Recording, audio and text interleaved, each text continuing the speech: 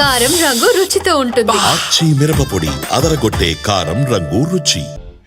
జిత్తుల మారి పాకిస్తాన్ భారత సైన్యంతో యుద్ధం చేయలేక సరిహద్దుల్లో సామాన్య పౌరులపై ప్రతాపం చూపిస్తోంది. విచ్చలవిడిగా విచక్షణారహితంగా కాల్పులకు తెగబడుతోంది. పాకిస్తాన్ కవ్వింపు చర్యలకు భారత సైనికులు ధీటుగా బదులిస్తున్నారు.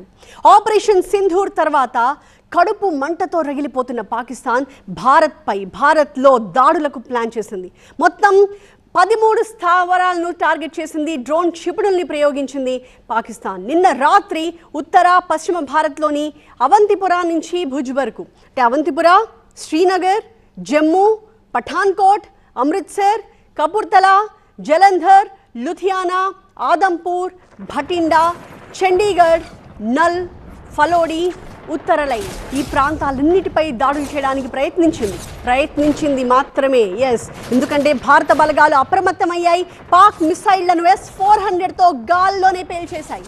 భారత భూభాగంపై ఒక్కటంటే ఒక్కటి కూడా పడకుండా చాకచక్యంగా వాటిని నిర్వీర్యం చేసింది S-400. ఇదే టైంలో తమ సైనిక స్థావరాలపై దాడి చేస్తే ప్రతి దాడులు తప్పవని కూడా భారత్ గట్టిగా హెచ్చరించింది.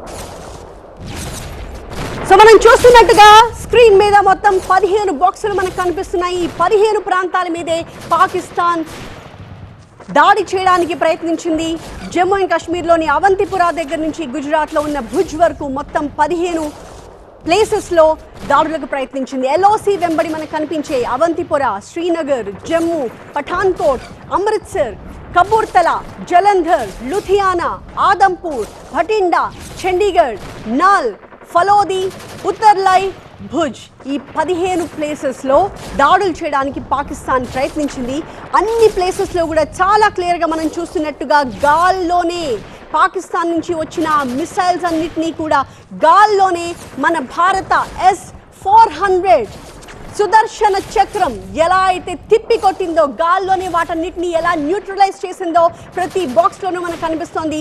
ఒక్కటంటే ఒక్కటి కూడా భారత భూభాగాన్ని తగలకుండా, తాకకుండా గాల్లోనే వాటిని పేల్చేసింది, వాటిని న్యూట్రలైజ్ చేసింది S-400. ఇలా పాకిస్తాన్ May 7th భారత్ జరిపిన ప్రతీకార దాడి తర్వాత 15 ప్లేసెస్లో మనపై దాడి చేయడానికి సివిలియన్స్ని టార్గెట్ చేస్తూ తీవ్రమైన నష్టం కలిగించడానికి ప్రయత్నించింది పాకిస్తాన్. కానీ ఎక్కడికక్కడ భారత సేనలు అప్రమత్తంగా ఉన్నాయి. మన S-400లు కాచుకుని ఉన్నాయి. పాకిస్తాన్ వైపు నుంచి బార్డర్ దాటి మన బార్డర్ వైపుకి ఒక్కటంటే ఒక్కటొచ్చినా కూడా దాన్ని వదిలిపెట్టే ప్రసక్తే లేదంటూ S-400 ప్రతి ఒక్కదాన్ని ఎలా న్యూట్రలైజ్ చేసిందో ఈ దృశ్యాల్లో చూస్తున్నాం.